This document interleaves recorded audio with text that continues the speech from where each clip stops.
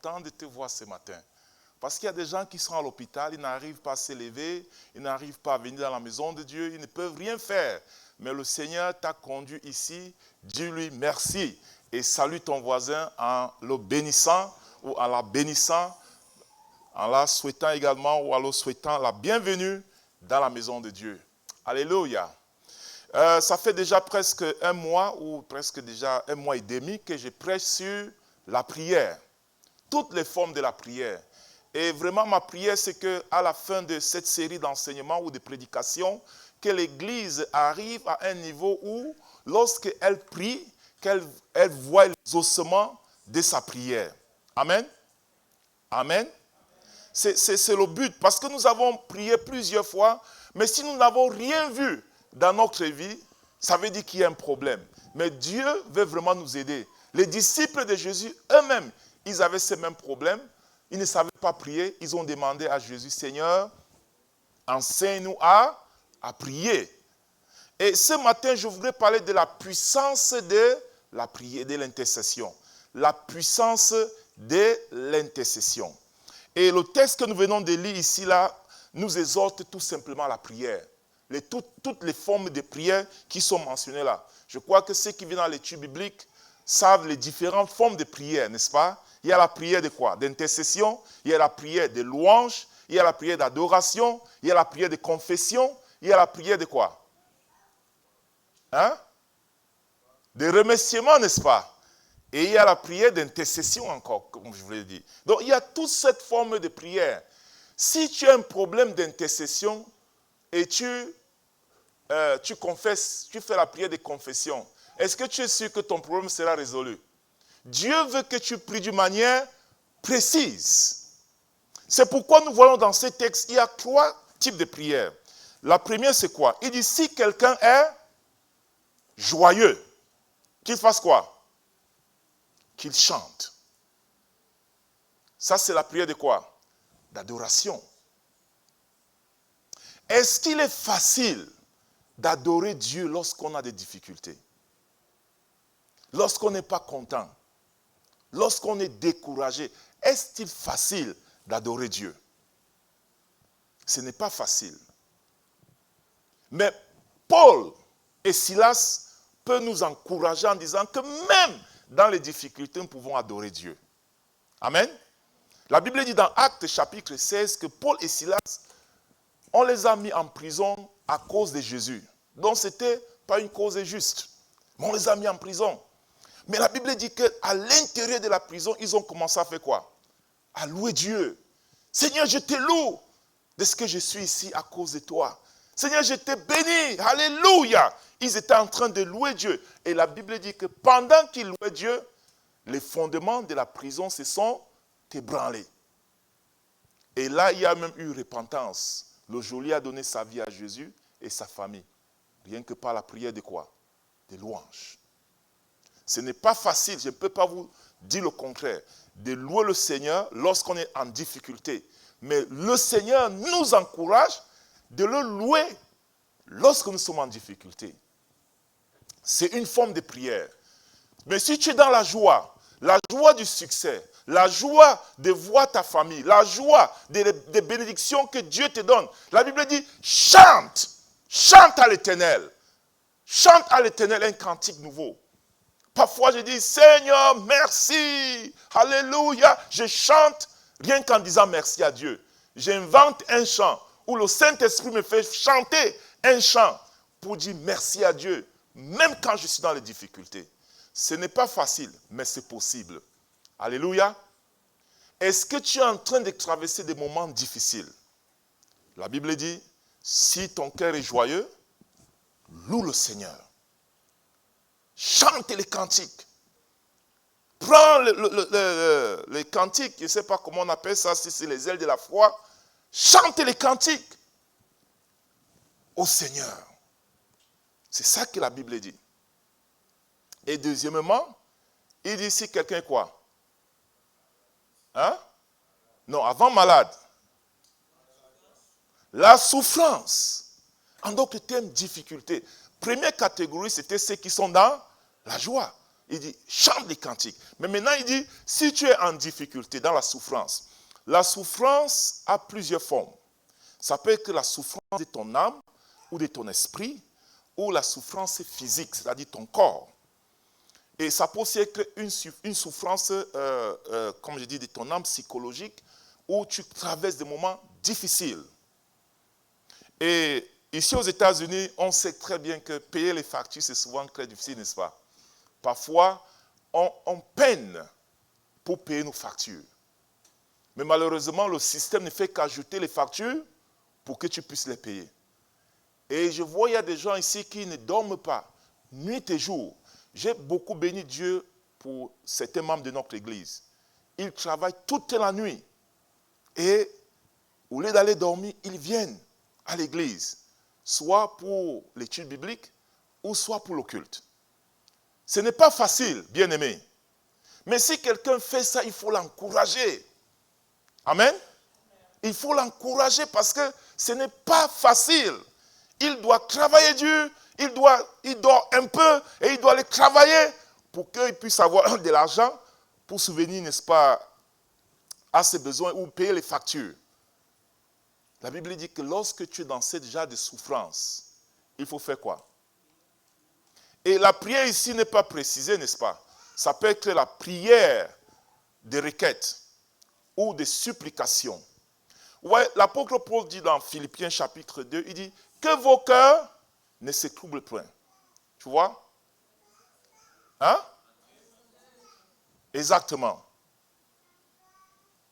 Donc, lorsque nous sommes en difficulté, prions. Prions à Dieu. Ça peut être la supplication. Seigneur, oh Dieu, je veux que cette situation change. Je fais toujours mes enseignements ou ma prédication simple. Si vous appliquez, vous allez voir ça s'accomplir dans vos vies. Je ne prêche pas la théologie. Amen. Amen. Va et prie. Tu dis, Seigneur, voici ma situation. C'est difficile. Tu le supplies, Seigneur, change ma situation. Je me rappelle quand je suis venu ici aux États-Unis, j'étais avec ma famille, 3 enfants. Mon premier fils avait 6 ans et Andrea avait 4 ans et Eden avait 1 an. Et ma femme. On était en difficulté. Pourquoi? Parce que on ne connaissait pas la ville. Et les personnes ressources qui pouvaient nous aider en disant, oh, voici ce que vous pouvez faire pour vous intégrer dans ce pays. C'était difficile. Moi, j'étais pasteur principal dans mon église. Je n'avais aucun besoin. J'étais pasteur principal. Et vraiment, j'étais dans une grande église. Je crois qu'un jour, je vais vous montrer les photos, n'est-ce pas, de mon église, etc. Alors, j'arrive dans un milieu où, parce que chez moi, au Cameroun, j'avais des personnes qui travaillaient pour moi, je payais. Donc, j'avais des sœurs qui venaient pour préparer quand ma femme accouchait, ou soit pour nettoyer la maison, ou faire des choses, et je payais. Mon seul souci, c'était quoi? Prêcher la parole de Dieu. Prendre du temps pour prier, prendre du temps pour préparer les messages, les enseignements. C'était mon travail. Mais j'arrive maintenant aux États-Unis, et ça change. Hein? Je vois ma femme, elle se lève très tôt le matin pour sortir aller chercher, et pas pour cresser. Hein? Pour cresser les têtes, afin d'avoir de l'argent. Entre-temps, moi, je n'avais pas encore, ma green card n'était pas encore sortie, donc j'étais toujours à la maison. Alors, je me suis retrouvé maintenant avec mes enfants. J'ai commencé à changer les couches, ce que je ne faisais jamais. Et non seulement ça, les gens chez qui nous habitions nous ont abandonné leur maison. Donc, c'est moi maintenant qui devais balayer la maison parce que moi, j'aime la propreté. Alors, mais eux, ils négligeaient la maison, c'était tout sale. Je me retrouvais maintenant en train de laver la maison. Et leur voiture, parce qu'ils avaient une voiture où ils nous transportaient toujours, la voiture sentait beaucoup. Et moi, je n'aime pas quand la voiture est sale. Je me retrouve en train de nettoyer la voiture. Et alors, je me retrouve et dis, est-ce que tu es encore au Cameroun? J'ai dit non, je ne suis plus au Cameroun, je suis en Amérique. Et je me rappelle, j'ai fait une prière à Dieu parce que je souffrais beaucoup. C'était très difficile. J'ai dit à Dieu, si tu juges bon, que vraiment ma vie ici aux États-Unis ne va pas être une bénédiction pour moi et ma famille, j'ai encore un peu d'argent, on peut réacheter nos billets d'avion et rentrer au Cameroun. Vous voyez? Mais j'ai commencé à supplier Dieu. Si c'est toi qui nous as conduits ici, change notre situation. Ouvre les portes, Seigneur. Et pendant que je priais, je me rappelle, Dieu ne parle pas des rêves et des visions, bien-aimés. Il faut savoir ça. C'est biblique. Amen. Il ne faut pas vous embrigader dans les doctrines. Hein? Laissez la parole de Dieu vous pénétrer et le Saint-Esprit vous parler. Amen. Ne vous embrigadez pas dans les doctrines. Ça va vous faire perdre vos bénédictions. Pendant que j'étais en train de dormir, Dieu me fait voir le Department of Labor. Je n'ai jamais été au Department of Labor. Dieu me dit, va là-bas. J'ai dit, Seigneur, qu'est-ce que je n'ai pas fait au Department of Labor? Va là-bas. Moi, je ne connaissais pas la direction et j'ai demandé à un ami togolais que j'ai contacté quand je suis arrivé. Je lui ai dit, je ne connais pas le Department of Labor. Est-ce que tu peux me donner la direction? Il dit, ne t'inquiète pas, je vais venir te prendre. Il vient me prendre dans la voiture et il m'amène au Department of Labor. Ça, c'était le Seigneur qui m'a mené là-bas. Dès que j'arrive au grand bâtiment, c'était on a changé quoi de l'endroit. Dès que j'arrive, je ne connais personne. Je vois une femme blanche qui vient vers moi et me dit, mais qu'est-ce que tu fais ici? Comme si on se connaissait depuis. J'ai dit, mais je viens ici là parce que Dieu m'a demandé de venir ici. Elle me dit, regarde les blancs qui sont là-bas. Il y avait 3 blancs à l'intérieur du bâtiment. Elle me dit, va et raconte-les. Je vais, j'entre et je leur dis, voilà, je suis venu ici, je cherche du travail. Il me pose la question, d'où tu viens? Je dis, je viens du Cameroun. Il me dit, mais that is a huge movement. Ça, c'est l'anglais. Ça veut dire que c'est vraiment un grand mouvement. Alors, ils prennent mon numéro de téléphone. Ils disent, on va t'appeler demain. Et c'est comme ça qu'on m'appelle demain. Et je vais dans cette entreprise que je n'avais jamais travaillé. Moi, je vous dis, j'étais pasteur. Amen. Amen. J'entre. Dès que je vois le grand manager de la compagnie, il me dit, vraiment, quand je te vois, je vois que tu es un leader. Je suis resté, je n'ai rien dit. Et après, il me dit, voilà, on va t'embaucher dans cette compagnie, on va te donner full-time position. Donc, c'est-à-dire, je serai en plein temps dans ce travail. Ce qui était curieux et qui était vraiment ma bénédiction, c'est pourquoi il vous dit, il faut prier, prier, prier. Vous allez voir la gloire de Dieu dans vos vies. Le monsieur, il m'appelle, il me dit, je vais faire ce que je n'ai jamais fait. Toi-même, tu vas mettre ton salaire dans le système. Tu vas mettre le numéro que tu veux qu'on te paye. Et il m'a donné, n'est-ce pas, des numéros. Moi, j'ai pris le maximum. Et j'ai mis dans le système. Et je me suis retrouvé sans expérience dans cette compagnie, hein, avoir un paiement très élevé. Qui peut faire ça? Qui peut faire ça? C'est pour ces raisons, bien aimés, il faut prier. Prier. Il faut prier. Les enfants de Dieu, parfois, ils sont inquiets. Quand ils arrivent dans un pays comme les États-Unis, vous baladez vos yeux inquiets. Prie. Si tu es en difficulté, prie. Et tu vas voir le Seigneur agir dans ta vie. Amen. Je vous donne mon histoire pour vous dire, Dieu agit.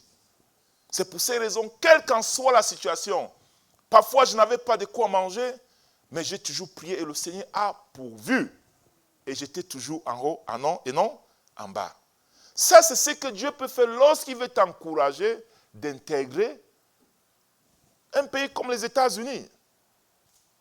Ce n'est pas facile. Le système est très dur. Le système veut te manger. Hein? Alors, mais si tu ne te protèges pas contre ce système, par la prière, ça va te manger. Amen. Moi, j'ai connu beaucoup de gens qui sont venus ici avec un zèle, avec la foi en Jésus. Mais parce qu'ils ont oublié la prière, le système les a mangés. Aujourd'hui, lorsqu'on leur parle encore de Jésus, dit, je vais venir demain. Hein? Et j'étais en train de causer avec quelqu'un hier. Il me dit, pasteur, je ne veux pas venir à l'église. J'ai dit, pourquoi? Il me dit, voilà, je vais aller au game. J'ai dit, tu pars au game pour venir à l'église? Quelqu'un qui était engagé dans la foi. Il commence à rétrograder. Bien-aimé, il faut prier lorsque vous êtes en difficulté parce que les difficultés vous découragent. Les difficultés vous amènent loin de Dieu. Alors pour résister aux difficultés, il faut faire quoi? C'est ça que ma Bible me dit. Et moi j'ai prié et j'ai vu la bénédiction de Dieu dans ma vie. Amen. Amen. Est-ce que tu es encouragé ce matin? Je veux vraiment que tu expérimentes ce que Dieu peut faire dans ta... Là où je suis, n'importe quel travail que je veux faire, je peux le faire dans ce pays. Je peux choisir n'importe quel travail et je vais le faire. Je serai qualifié pour le faire. Parce que la faveur, la grâce de Dieu est sur moi. Amen. Ne promène pas des regards inquiets, me dit ma parole. Vous promenez des regards inquiets. Prie.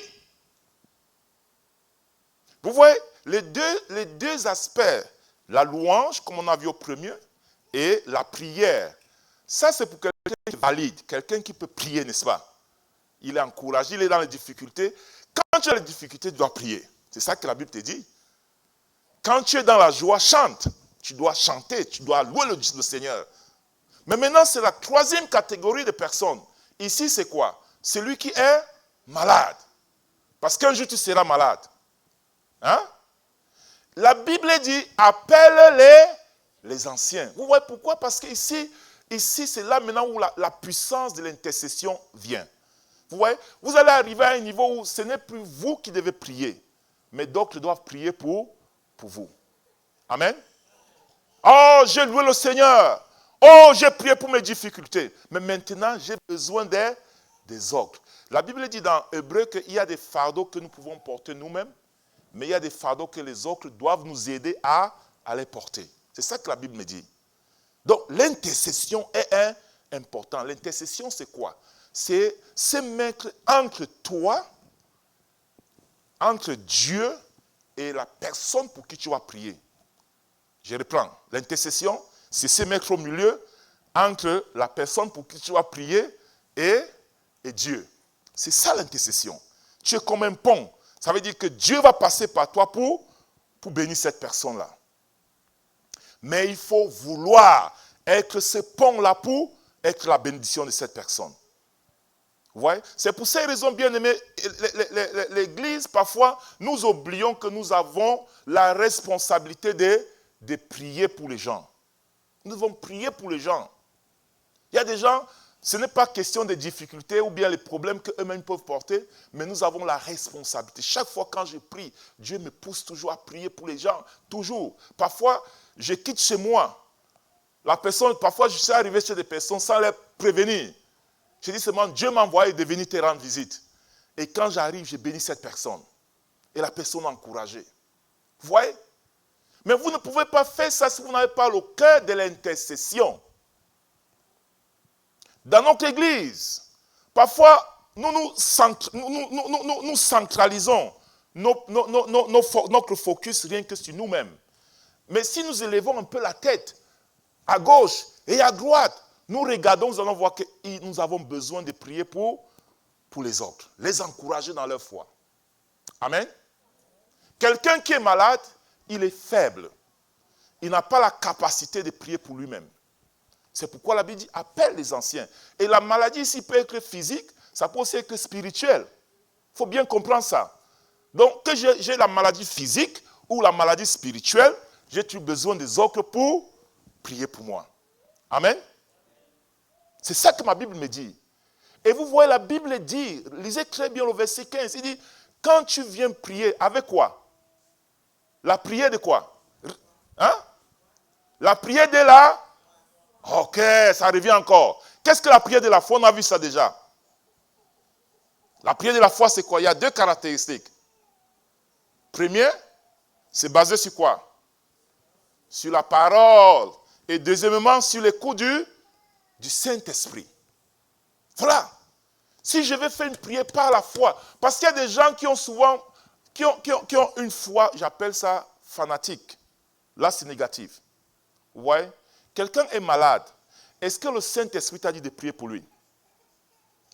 Tu peux pas maintenant dire, oh, je vais prier pour cette personne qui est malade. Ça devient une prière traditionnelle ou une prière simple. Vous comprenez ça? Parce que quand vous allez prier, est-ce que la personne sera guérie? Non. Mais si le Saint-Esprit te pousse, il te dit, va prier pour cette personne-là. Hein?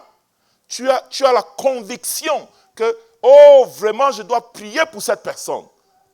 Bien aimé, il y aura les ossements. Le plus souvent, il y aura les ossements.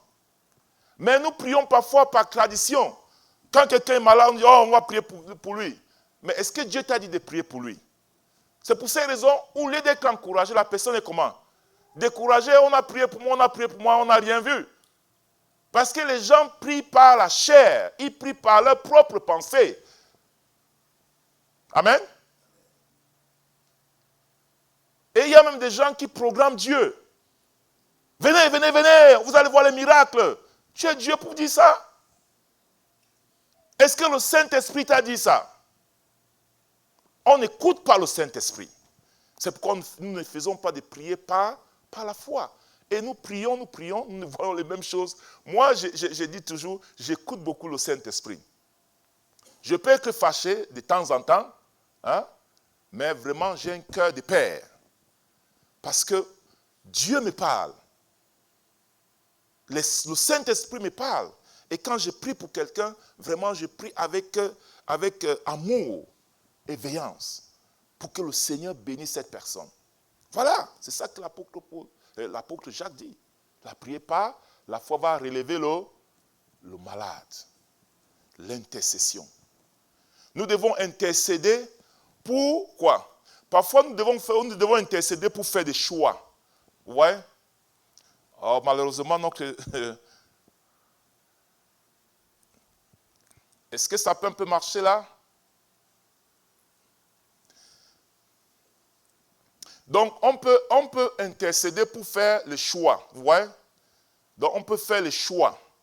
Par exemple, dans Luc chapitre 6, verset 12, la Bible dit que pour que Jésus choisisse ses disciples, qu'est-ce qu'il a fait?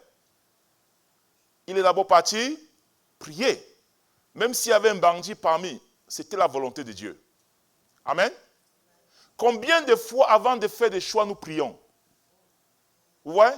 Il y a des gens, même quand il va aller faire un travail ou il va aller faire quelque chose, il ne prie pas. Tu ne pries pas, tu n'intercèdes pas pour toi-même.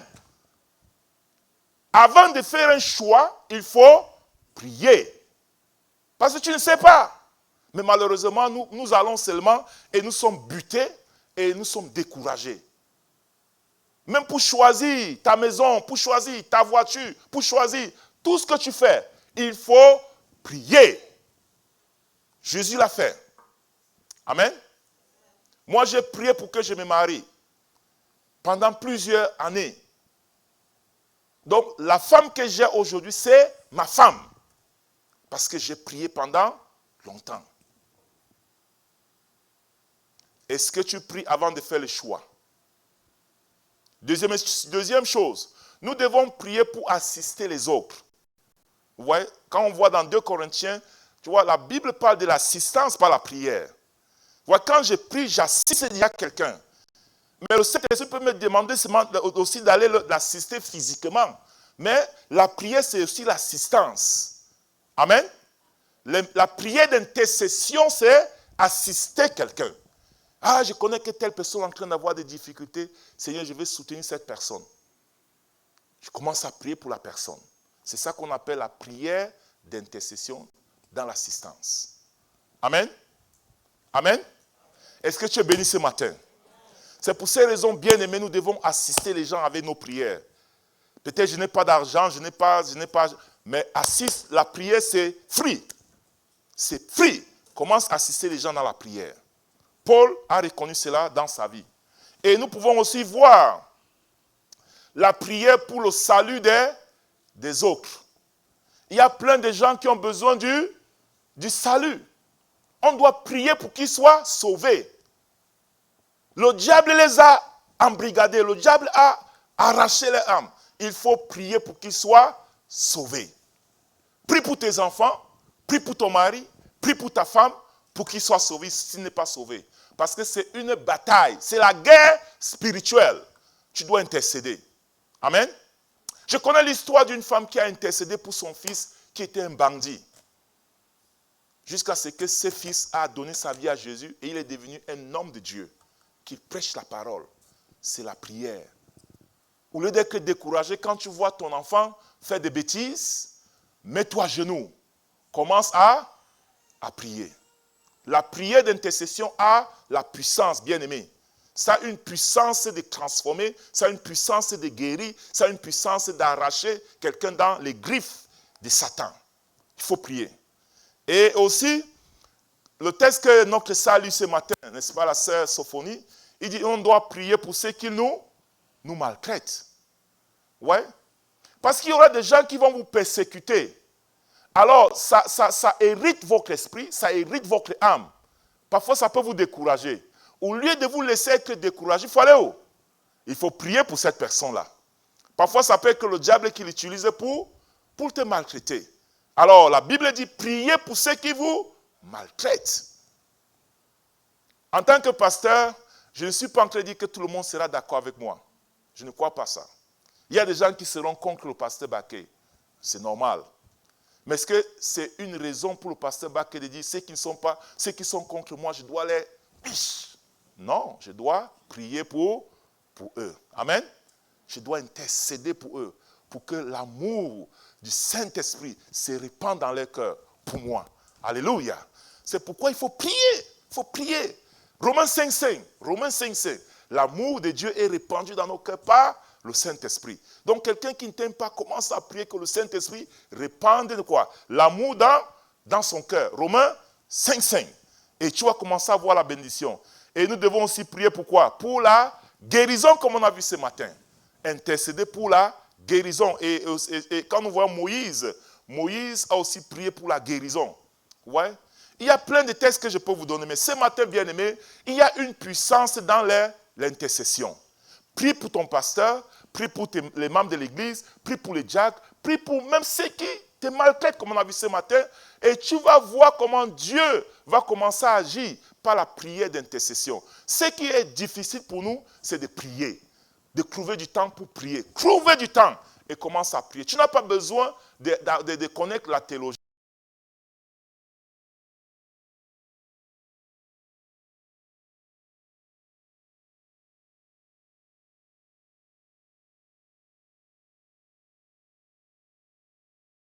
D'abord, avant de choisir, ne choisis pas avant de prier. Parce que là, tu auras des difficultés. Alléluia. Que Dieu te bénisse ce matin et qu'il te donne vraiment cet esprit, n'est-ce pas, d'intercession, afin que ta vie, la vie de ta famille, soit transformée par la prière. Que Dieu te bénisse ce matin au nom de Jésus. Alléluia.